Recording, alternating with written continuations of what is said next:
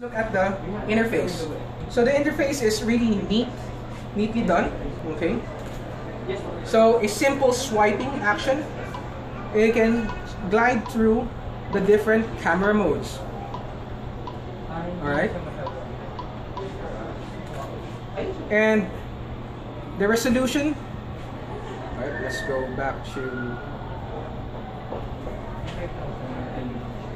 Ladies and gentlemen, yes. Can you believe your eyes?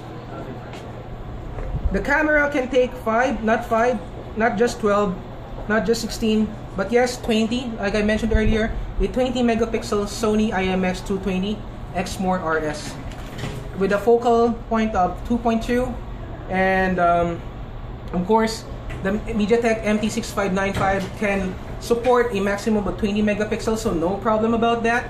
If you see other MT6595M variants, they can only support 16 megapixels. For some reason, there are some local companies here that puts or markets their phones with higher camera sensors, even though that they are just interpolated ones. And you know who they are, I won't mention them anymore. And the second best thing about this phone, not only can it record 720, not even 1080, it is one of the few devices that can decode and record 4K Ultra HD videos. So imagine videos coming to life. Right now, 4K TVs or Ultra HD TVs are being sold just like in the certain shops out there, but like for 50,000 pesos and above, right? So what this means is the clarity, the resolution, the sound is really superb. Okay, the amount of pixels it's able to play back, code, and decode at H.265 or HEVC technology, now we can have in this very handy device. So if you're going to ask me, how many or how much space does it need to record a 4K video? So I took a video here. This is at 4K.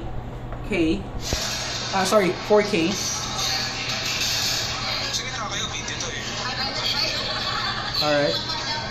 So right now you can't appreciate the video much because it's being played on a small screen. But definitely once I play this on the TV, which I don't have the means right now, unfortunately, definitely you will see the huge difference of a 4K recorded video and a Full HD one. 4K, by the way, is 4 times the Full HD quality. So to prove my point that this is a 4K video, so let's go to the video details. There you go, ladies and gentlemen, the size. And that is exactly a 1-minute video clip I took earlier, and it already consumed 307 megabytes. So that's humongous. Yes. And unfortunately, the device that I have right now is only 60 gigabyte. So if I want to take really long stills or long shoots in 4K resolution, definitely I'll run out of juice. And that is why the fast RAM module EMC 550 is really important, because it is needed and essential to play back and record 4K videos. Alright? And of course, some people prefer using the 32 gig variant, no problem. And it also supports, by the way, USB OTG, and I've managed to plug in my 64 gig hard drive, USB flash drive, no problem. It can read, copy, and paste from it on the fly, no problem. Okay, so let's use this one. So at auto mode,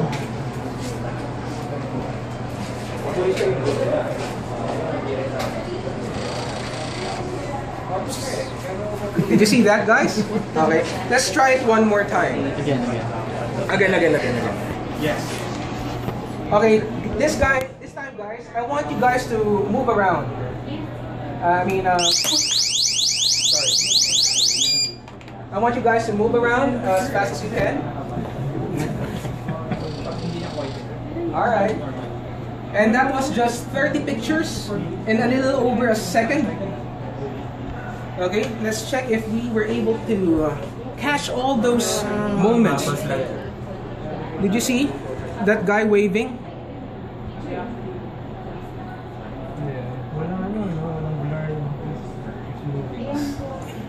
That was just 30 pictures at 20 megapixel resolutions. And on paper, they say that it can take 25 shots of 10 megapixel pictures in 1 second. And I just took a little more than a second using 20 megapixel resolution. So isn't that something you don't see every day? And again, we have the special macro modes. You can do close-up shots. Okay, here's one thing that I'm also excited.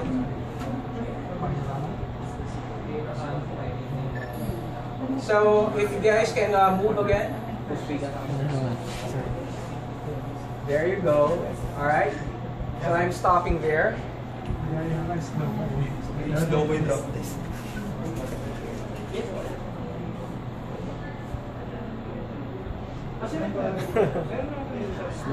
Wow. Yes, ladies and gentlemen, it can take slow motion videos in 720p. There you go. So now you have the perfect tool and device to capture those precious high-speed action moments with this wonderful camera. Okay? So that's only for the slow motion. How about the scanner? Now you can also take barcodes or QR codes. No need to download a separate app for it. It's built in already. So let's get that. That doesn't really interest anybody. Here's one thing that really is being oftenly used in night mode. Since we all know that Sony IMX sensors are BSI cameras built in, it can take good pictures even in low lighting conditions. So with the night mode macro, no problem. So in the light field, okay. So I'll take again. Okay. The light field mode, if you notice that the pictures is blurry. So let's tap on the lower right. And for example, I want to focus on the face of the person on the left. It will focus there. If I want more detail on the right, then it will do so. So it has multiple or selective focusing on whichever area you prefer. And this is also a rare trait on certain flagship phones, and it's available also in the Meizu MX4. Moving ahead, we're not even done.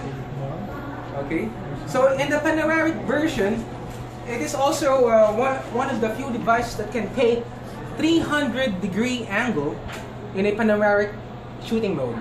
So not just 180, but 300 degrees. That's almost a full circle. So definitely if you want to take nice sceneries in Tagaytay, if you want to go to a certain beach sunsets, or even in Boracay, you may do so and do so perfectly. And of course, every girl would like to try the beauty camera, although my nice, beautiful model here beside me doesn't need it. But for those who would like to enhance their photos, and they can do so on the fly, and it has a built-in app that you don't need to download third-party apps anymore. For example, would like to increase the detail on the eye here. Okay, let's move. Okay. So the dots are guides on where to apply the tweaks. So next, there are certain, okay, we can do neutral. We can do commuting, vintage, makeover, sweet, fresh, party. So built in. And of course, doesn't stop there. We have certain brush tools. For example, let's zoom in. We want a really lavish eyelash and increase the eyelashes. There you go. Automatic. Oh. So it's every girl's dream. Now, instant makeover in their photos, so no need to edit their pictures in the resume using Photoshop. You can do so with the Meizu MX4. No right? filter. So now your portfolios will even look better the way they should be. Right? So not only for the eyelashes, also the big eyes. You can increase the eyes if you want to, although you don't want that. If you want a thinner face, you can do so.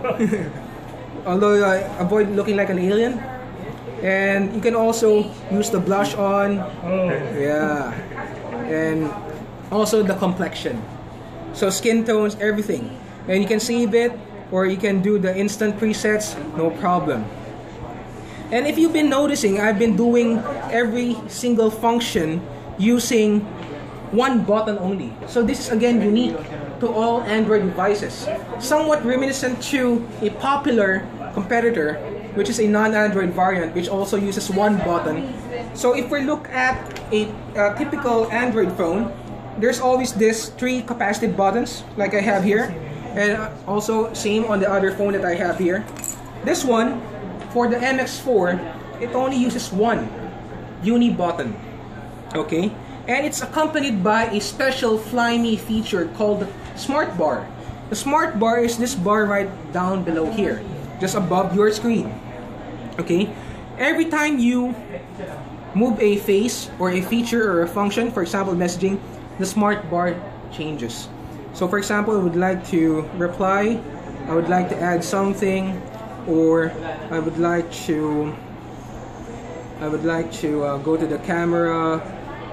The Smart Bar changes. It's very intuitive, and what it does really, it maximizes your whole screen display.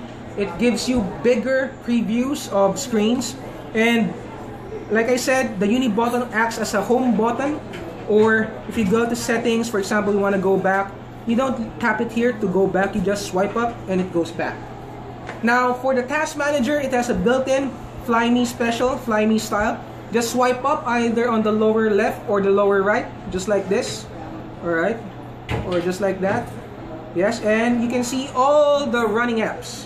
Running, I said running, alright. So if, for example, I would like to terminate the camera, just swipe up and it's done. And for example, I would like to lock the Antutu, alright, and turn off the other apps, or I want to turn off everything simultaneously, I just go down and everything's killed except for the one that I locked. To unlock, just long press again, and if I want to go to Antutu, it's there again. So that is again seamless multitasking, really easy, very clean, and right at your fingerprints. Again, simplified version. So like I said, Fly Me is a totally cool way to enjoy Android at a whole new level. In fact, if you're wondering what Fly Me is all about, it is also a version of an OS wherein it's also used in certain Galaxy S4 series, LG G2s, some of the series of the Sony Xperia Z series. It's fast becoming a popular alternate mod or alternate ROM for those who are tired of the normal or typical AOSP look. Alright? Of course, the MIUI and the Fly Me have certain pros and cons with it, but at the end of the day, it's all about the user experience. So you'll be the judge of that. I don't have to tell you which one is better. It will be too biased. But right now, today, since we have this launch, we have certain demo units here. You can feel and free to experience it personally. And with the other features, like for example, the calculator. Alright. So not only can you minimize your screen to multitask as you go through browsers, for example, you would like to go to certain websites and compute prices. Alright, it also has a built-in currency exchange rate which updates itself on the internet when you're connected. So no problem. For example, I would like to say that I have $100 US and it's automatically converted to Euro and CNY or the renminbi or Chinese currency. So $100 is equivalent to 614.97. So this again, I think for me a really nifty app. Okay, and like I mentioned, guys, the uni button, the Smart Bar, and there's more. I long press, it acts as a sleeper, and if I double tap, this is not activated on the, which phone did I use? Sorry, this one. Okay. If I activate the feature, I can also double tap to, there you go, to wait, or I can swipe up to unlock. And you don't need to keep on using the hardware power button, because these are the one of the 2 buttons only present, physical one, the volume rocker and the power. And I forgot to add earlier that, for example, for some reason you would like to take some selfies, and I'm pretty sure that people always have this challenge that when they do selfies, they press this, right, and it's not ergonomic, right? It's a bit of a hassle. So for example, I would like to use okay, to prove my point once again, So guys, I'm at the exact same angle and height. Alright?